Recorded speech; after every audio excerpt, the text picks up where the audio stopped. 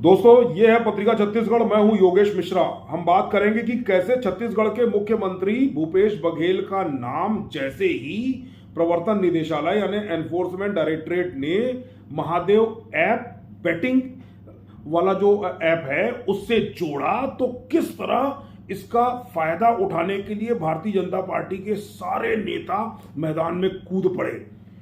कल ही की बात है, यानी कि कल शुक्रवार को 3 नवंबर को भारतीय जनता पार्टी ने छत्तीसगढ़ में अपना पोल मैनिफेस्टो जारी किया और उसके कुछ समय बाद खबर आती है कि प्रवर्तन निदेशालय ने दावा किया है कि भूपेश बघेल का नाम इसमें महादेव ऐप में जुड़ा हुआ है और उनको 508 करोड़ का घूस दिया गया है।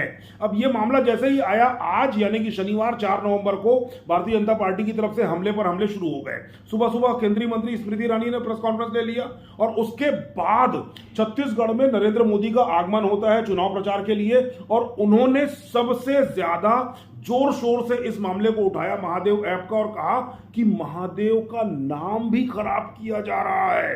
अब आप सोचें कि कांग्रेस ने बैठे उठाए महादेव ऐप के मामले को सही तरीके से नहीं सहेजा या डील नहीं किया, उसका लाभ भारतीय जनता पार्टी को चुनाव में होता दिख रहा है और भारतीय जनता पार्टी किसी तरह से डोमिनेंट स्थिति में दिख रही है।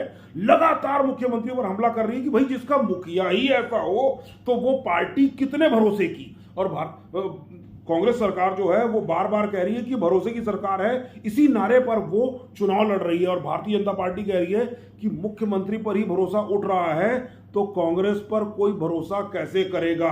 अब आप समझिए कि भारतीय जनता पार्टी कितना ज्यादा बेनिफिट ले रही है और कांग्रेस कैसे महादेव ऐप के नाम पर नुकसान की स्थिति में है।